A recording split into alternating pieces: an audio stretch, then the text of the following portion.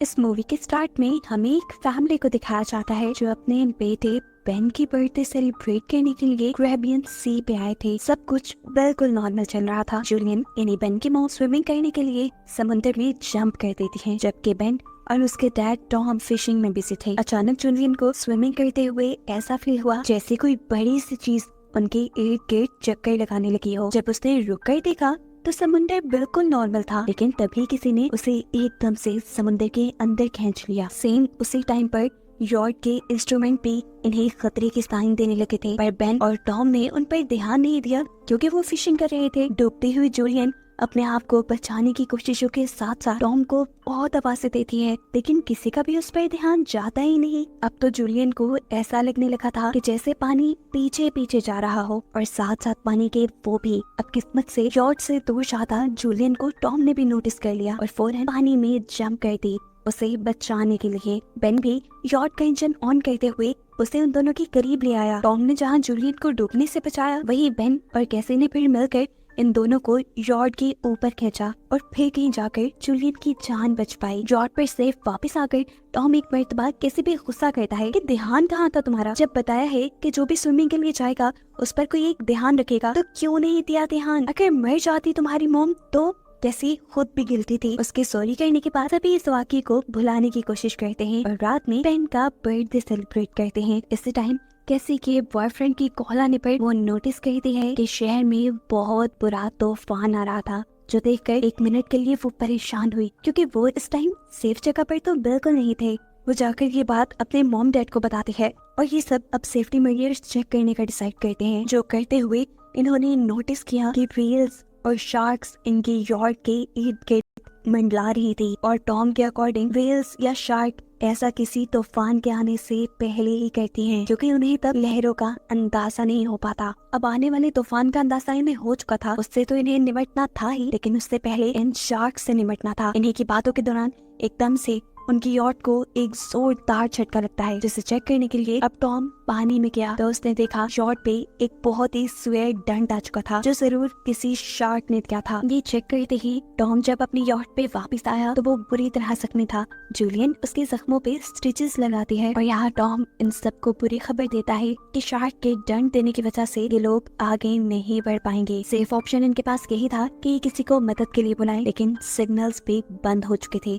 यहाँ तक कि यॉट का रेडियो भी कोई सिग्नल पिक नहीं कर रहा था। इस मुश्किल कंडीशन में टॉम अपने खाने पीने के सामान को चेक करने लगता है। उनके पास सिर्फ 4 दिन के लिए पीने का पानी था और कुछ नहीं, लेकिन टॉम को ये तसल्ली थी कि वो एक शिपिंग रूट पे हैं, यहाँ से शिप्स अक्सर गुजरती रहती, ना कोई उन्हें देख लेगा। इनकी इन्हीं बातों के दौरान अचानक बाहर से इन्हें जोरदार आवाज सुनाई देती है। बाहर जाकर जब इन्होंने देखा तो एक मेट्रॉइड बिल्कुल जमीन से टकराने वाला था और इनकी शिप की तरफ ही आ रहा था। उससे बचने के लिए टॉम जल्दी से अपनी यॉट का इंजन ऑन कर देता है। हालांकि वो जानता था अगर उसने ऐसा किया तो उसकी शिप तबाह हो जाएगी, और बिल्कुल ऐसा ही हुआ। यॉट का इंजन तबाह हो गया और दूर से एक दूसरा मेट्रॉइड भी उनकी तरफ बढ़ने लगा। अपने आप को बचाने के लिए कुछ और तो कर नहीं सकते थे, इसलिए ये लोग तेजी से यॉट के निचले हिस्से की तरफ चले गए और लाइफ जैकेट्स भी इन्होंने पहन ली। जिसके बाद बस इन्हें एक जोरदार आवाज सुनाई दी और ये सब बेहोश हो गए। इन्हें जब होश आया तो ये सब जिंदा थे। चोटें तो इन्हें बेशक आई थी, लेकिन हैरान कुन बात ये थी कि अब इनकी बोट के अंदर एक बहुत बड़ा होल होने के बावजूद भी इनकी बोट के अंदर बिल्कुल पानी नहीं था। टॉम और बेन ने जब बाहर जाकर देखा तो इनकी बोट एक सहराई पथरीले इलाके पे आ गई थी। ये जगह बिल्कुल बदल चुकी थी। जहाँ पानी था वहाँ अब बस मिट्टी के पहाड़ रह गए थे। टॉम जल्दी से अब कंपास निकालता है और डायरेक्शन देखने लगा। तब जाकर उसे पता चला कि इस जमीन के साथ कुछ गड़बड़ी हो गई है। जमीन के सभी पोल्स चेंज हो गए हैं। जमीन के नॉर्थ पोल पे साउथ पोल आ गया था, जबकि साउथ पोल पे नॉर्थ पोल चला गया था। और ऐसे ही जहाँ पर सहरा थे, समुद्र का सारा पानी वहाँ शिफ्ट हो गया था और अब समुद्र की जगह सहरा बन चुकी थी। और ये चीज रियलाइज होते ही ये सब के सब शॉक रह गए। एक और दिल दहला देने वाली बात टॉम ने ये बताई कि इस सारे प्रोसेस में ह्यूमैनिटी यानी इंसान मारे गए होंगे। जैसे को इस सारी खबर से इतना बुरा शौक लगा था कि उसने अपने हवास खो दिए थे। वो अब एक कैबिन में अपने आप को बंद कर लेती है और किसी से बात नहीं करती। अब जूलियन अपने बच्चे कुछ खाने को इकट्ठा करने लगती है, जबकि बेन बहुत सारे अपने बर्थडे के बैलून्स हवा में उड़ाता है कि कहीं अगर कोई इंसान जिंदा होगा तो वो उनकी मदद को आ जाएगा। जबकि टॉम अब रेडियो के जरिए किसी से बात करने की कोशिश करता है, किसी से कांटेक्ट करने की कोशिश करता है। एक्सपेक्ट तो वो यही कर रहा था कि कोई रिस्पॉन्स नहीं आएगा, लेकिन हैरानकुन तौर पे उसे एक रिस्पॉन्स मिला। और ये रिस्पॉन्स एक कैप्टन ने दिया था जो इस वक्त एक छोटी सी सबमरीन में था और समुद्र के ऐसे शिफ्ट होने की कहानी वो भी जानता था, क्योंकि वो भी टॉम की फैमिली की तरह सबमरीन में था, इसीलिए वो इस हादसे में बच गया। कैप्टन अब टॉम को बताते हैं कि अर्थ के जो पोल चेंज हुए हैं वो तकरीबन 1 हफ्ते बाद वापस अपनी जगह पे आ जाएंगे। ऐसे समुद्र भी वापस अपनी जगह पे आएगा और उस वक्त इसकी लहरें बहुत ही ज्यादा खतरनाक होंगी। इसीलिए कैप्टन टॉम को मशवरा देता है कि तुम कोई ऊंची सी जगह ढूंढो और वहाँ पे चले जाओ, वहाँ पर तुम्हारे बचने के चांसेस ज्यादा हैं। ये बात सुनते हुए जूलियन फौरन अपने बच्चों को पैकिंग करने को कहते हैं, जबकि टॉम कैप्टन से रिक्वेस्ट करता है आपकी सबमरीन के अंदर भी बचने के चांसेस ज्यादा हैं, क्या आप हमारे बच्चों को रख सकते हैं। तब कैप्टन बताते हैं कि वो ये करना तो चाहता है लेकिन कर नहीं सकता क्योंकि उसकी सबमरीन बहुत छोटी है। उसका यहाँ पे एक साथी मारा गया है और ऐसे बस एक ही इंसान की जगह उसकी सबमरीन के अंदर है। या टॉम कैप्टन की मिन्नतें करता है, प्लीज आप किसी तरह दोनों बच्चों को एडजस्ट कर लो, इसके बदले में आप मेरे से जो मदद चाहेंगे मैं आपकी करूंगा। कैप्टन अब उसकी बात मान गए थे। टॉम अब उस सबमरीन की लोकेशन का अंदाजा लगाता है और जूलियन को बताता है कि वो सिर्फ 2 दिन के अंदर अंदर वहाँ होंगे, यानी समुद्र की लहरों के वापस आने से पहले पहले ये लोग अपने बच्चों को सही सलामत उस सबमरीन तक पहुँचा देंगे, जिसके बाद उनकी जान बच जाएगी। अगली सुबह ये पूरी फैमिली अब अपने सफर को तैयार थी। तभी टॉम ने देखा कि दूर से एक अजीब सा आदमी अपने डॉग के साथ यहाँ चला रहा है। टॉम ने नोटिस किया कि वो आदमी जख्मी था, इसीलिए टॉम ने उसकी मदद करना चाहिए, उसे पानी भी दिया। आदमी ने वो पानी पीते ही उल्टा टॉम का शुक्रिया करने की बजाय उसी के ऊपर हमला कर दिया। और ये चीज दूर खड़ी जूलिया देख चुकी थी। वो आदमी बुरी तरह अपने हाथ में पड़े हुए खंजर को टॉम के अंदर स्टैब करते हुए उसे मार चुका था। अपने हस्बैंड को तो वो बचा नहीं पाई थी, लेकिन अपने बच्चों को बचाने के लिए वो फौरन यॉट के अंदर जाती है और उन्हें खतरे के बारे में बताते हुए दोनों को कैबिन में छुपा दिया और फिर कैसी को एक फ्लेयर गन दी और कहा कि इसे तभी चलाना जब तुम्हें इसकी बहुत ज्यादा जरूरत पड़े। अभी वो ये बात कर ही रहे थे कि किलर यॉट के अंदर उनके इस रूम के दरवाजे तक भी पहुंच गया। उससे बचने के लिए जूलियन खुद एक वॉशरूम में चली जाती है और यहाँ जाकर अपने जख्मों को सीने लगती है। इतने में वो किलर यॉट की छानबीन करना शुरू कर देता है और उसे जैसे ही खाने को कुछ मिलता है तो उसने तेजी से वो खाना शुरू कर दिया। साफ जाहिर था कि वो कई दिनों का भूखा है। खाने के बाद किलर जब जूलियन को मारने के लिए उसके पीछे गया तो उसने देखा कि जहाँ से आवाज आ रही थी वो कैबिन तो खाली था। असल में जूलियन बोट में हुए सुराख से निकलकर भाग चुकी थी, लेकिन उसकी बदकिस्मती कि उसे इस किलर के डॉग ने देख लिया जो उस पर भौंकने लगता है और उसे चुप करवाने के लिए जूलियन उसे मार देती है और खुद बोट के नीचे छुप जाती है। वैसे तो वो किलर को ना मिलती, लेकिन किलर ने जब दूर अपने डॉग को मारा देखा तो वो समझ गया कि जूलियन बोट से बाहर है। अब जैसे ही किलर उसे पकड़ने के लिए बोट से नीचे उतरा, जूलियन बोट की दूसरी तरफ से एक दूसरे टूटे हुए शीशे को अपना रास्ता बनाते हुए बोट के अंदर आ गई, लेकिन उसकी बदकिस्मती कि थोड़ी ही देर में पकड़ी गई वो उस किलर के हाथों। किलर उसे बालों से पकड़ के खूब टॉर्चर करता है, उसका गला दबाने लगता है, जबकि जूलियन अपने आप को बचाने के चक्कर में उसके साथ लड़ने लग जाती है। कैसी जो कैबिन से ये सब कुछ देख रही थी उसे लगा ये सही मौका है फ्लेयर गन यूज करने का। उसने यहाँ पे फ्लेयर गन चला दी, जिससे उस आदमी को तो ज्यादा नुकसान नहीं हुआ, लेकिन उनकी यॉट जलने लगी। अब अपने आप को बचाने के लिए जूलियन जल्दी से अपने दोनों बच्चों को लेकर इस यॉट से निकल गई। जहाँ से बाहर निकलते हुए उस किलर ने दोबारा जूलिया के ऊपर हमला किया, लेकिन इस मर्तबा जूलियन ने अपनी टांग से उसे पीछे धकेलते हुए अपने आप को फ्री करवा लिया। बाहर जाते ही कैसी और बेन अपने डैड की डेड बॉडी को देखकर रोने लगी। उन्होंने ये सब नहीं सोचा था जो उनके साथ हो चुका था। बेन को लग रहा था कि ये सारा उसका कसूर है, ना वो कलरफुल बैलून्स वहाँ छोड़ता और ना ही ये इंसान उन्हें देखकर यहाँ तक आता। अब जूलियन भी अपने हस्बैंड के पास रो ही रही थी कि तभी उसने देखा कि किलर जल्दी ही यॉट से बाहर निकल आया है। यहाँ रुकना बहुत बेवकूफ था। वो अपने बच्चों को लेकर यहाँ से भागती है।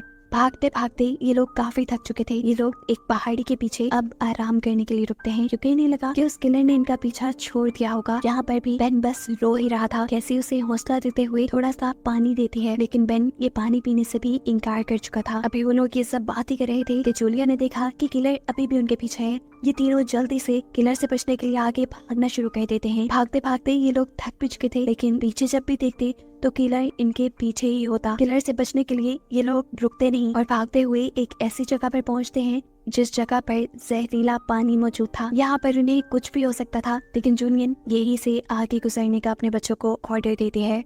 यहाँ से निकलते ही बेन की हालत खराब हो गई और जूलियन को रियलाइज हुआ कि बेन डिहाइड्रेटेड हो चुका है। उनके पास पानी की आखिरी बूंदें थी जो उन्होंने बेन को दी थी, लेकिन इतने से पानी से कुछ होने वाला नहीं था। इस पॉइंट पे आकर कैसी बिल्कुल अपना आप हार देती है। उसे अब भरोसा नहीं रहा था कि वो लोग जिंदा भी रहेंगे या नहीं। वो अपनी मौत को मान चुकी थी। इन सब से भी वो यही मानने को कहती है, लेकिन जूलियन उसे कहती है मैं जो कह रही हूँ वैसा ही करो, हम आगे बढ़ेंगे और मुझे पता है कि मैं तुम्हें बचा लूंगी। जूलियन के कहने पर कैसी और बेन ने दोबारा चलना शुरू किया और थोड़ी ही दूर जाने पे इन्हें एक प्लेन दिखा जो सालों पहले कभी तबाह होकर समुद्र में गिर गया होगा। ये लोग उस प्लेन के अंदर छुप जाते हैं और जूलियन यहाँ पर आखिरी मर्तबा अपनी फैमिली फोटो देखती है जो इन्होंने कल रात ही ली थी। इस फोटो को देखते हुए सब टॉम को याद कर रहे थे। रात भी काफी हो चुकी थी, ये लोग थके हुए भी थे। कैसी और बेन सो गए और जूलियन बेचैनी में उठकर इस प्लेन से बाहर आ गई, जहाँ उसने देखा कि रात के इस अंधेरे में भी किलर ने उनका पीछा करना नहीं छोड़ा था। किलर भी उसे देख चुका था। यहाँ पर जूलियन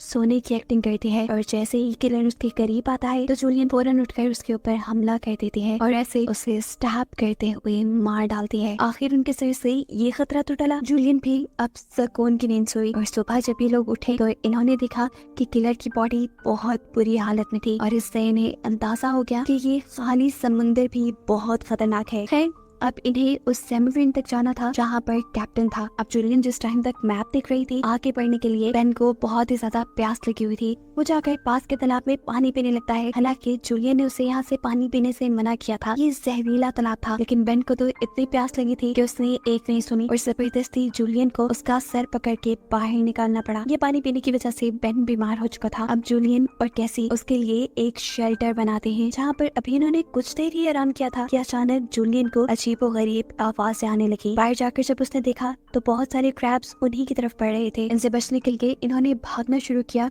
और दूर इन्हें एक बहुत बड़ी शिप नजर आई। ये एक कार्गो शिप थी जिसके अंदर बहुत सारे कंटेनर्स भी थे। इन्हीं कंटेनर्स के अंदर कुछ लोगों ने पनाह ली हुई थी। इन तीनों को देखते ही वो सारे के सारे लोग एक कंटेनर में जाकर उसे लॉक कर देते हैं और जूलियन दरवाजा खोलने के लिए मदद मांगने के लिए गिड़गिड़ाती रह जाती है। क्रैब्स का एक बड़ा तूफान अब इनके पीछे था। इनसे बचने के लिए बेन और कैसी कंटेनर के ऊपर चढ़ गए और जूलियन ने भी ऊपर चढ़ना शुरू किया, लेकिन तब तक एक क्रैब उसे काट चुका था। लेकिन जूलियन उसे हटाते हुए ऊपर आ गई। उसने अपने जख्मी पांव को अपने स्कार्फ के साथ बांध दिया और फिर बेहोश हो गई।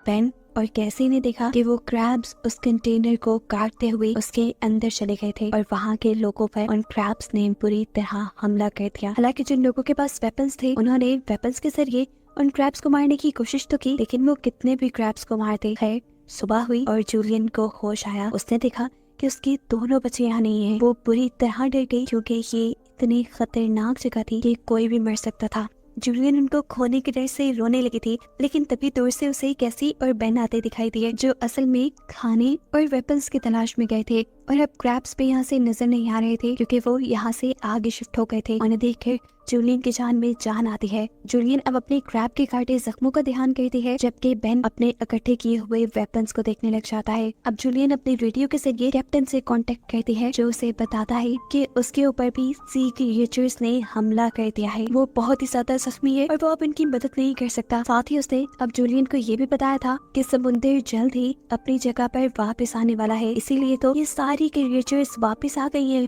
अब तो इन्हें ये भी नहीं पता था कि उस सबमरीन तक पहुंचने के लिए इन्हें किस डायरेक्शन में जाना है क्योंकि इनका मैप भी इस सारी भागम दौड़ी में गुम चुका था। इसीलिए कैप्टन अब हवा में रेयर गन से शूट करता है और बेन वो डायरेक्शन देख लेता है। ये लोग तेजी से अब सबमरीन की तरफ बढ़ते हैं। दूर उन्हें अब छोटा सा येलो सबमरीन नजर आ भी गया था, लेकिन उस तक पहुंचना अब इन्हें नामुमकिन लगने लगा क्योंकि सबमरीन तक पहुंचने के लिए इन्हें टॉक्सिक वेस्ट के ऊपर से गुजरना पड़ता, जहां से गुजरते हुए ही ये लोग बीमार हो सकते थे। अब तो कैसे को जूलियन की बातें बकवास लगने लगी थी कि वो अपने बच्चों को बचा लेगी। ये लोग यहाँ पे बहस करते हैं और जूलियन डांट भी कैसे कहती है, चलो आगे बढ़ो। चलते हुए इनकी किस्मत एक और मर्तबा इनका साथ छोड़ देती है और वहाँ इन पहाड़ों के दरमियान में स्लाइडिंग होने लग जाती है, जिसकी वजह से जूलियन जो सबसे पीछे थी उसके आगे आकर एक बहुत बड़ा पत्थर गिर गया और वो वहीं पर फंस गई। कैसी उसके बगैर आगे नहीं बढ़ना चाहती थी, लेकिन तब जूलियन ने उसे एक कसम दी थी कि तुम हर हाल में अपने भाई को बचाओगी। कैसी अपने भाई को लेकर आगे बढ़ जाती है। और ये लोग जब सबमरीन तक पहुंचते हैं तो वहाँ इन्हें कोई नहीं मिलता। ये बुरी तरह सबमरीन के दरवाजा खड़काने लगे, लेकिन तभी पीछे से कैप्टन निकल के आया जो बुरी तरह जख्मी था। कैप्टन ने उन्हें बताया कि उसके अब बचने के चांसेस बिल्कुल नहीं है और सबमरीन में 3 लोग बैठ सकते हैं। ये सुनते ही कैसी वापस पीछे की तरफ मुड़ी जहाँ उसकी मॉम स्टक हो गई थी। इस टाइम जूलियन गन के जरिए अपने करीब आने वाले क्रैब्स को मार रही थी और बुलेट्स उसकी तकरीबन खत्म ही हो गई थी। इससे पहले कि कोई और क्रैब उसके ऊपर हमला करता, कैसी उसके पास आकर उसे हाथ देती है। उसकी मदद से जूलियन फाइनली वहाँ से बाहर निकलने में कामयाब हो गई और ये दोनों भागते हुए अब वापस सबमरीन तक आ गए। ये लोग बिना वक्त ज़ाया किए अब सबमरीन के अंदर बैठ गए। इनके बेल्ट्स लगाते हुए ही इन्हें सामने से समुद्र की एक बहुत बड़ी लहर आती दिखाई दी, जिसके इनके सबमरीन से टकराते ही ये लोग बेहोश हो गए। जूलियन को अब जब होश आया तो हैरानकुन तौर पे उनकी सबमरीन इस वक्त पानी में नहीं थी। समुद्र की वो बड़ी लहर इनकी सबमरीन को घसीट के एक तबाह हुए शहर पे ले आई थी, जिसकी हालत बता रही थी कि यहाँ पर उनके अलावा कोई जिंदा नहीं रहा होगा। और बस यही दिखाते हुए ये कहानी यहाँ खत्म हो गई।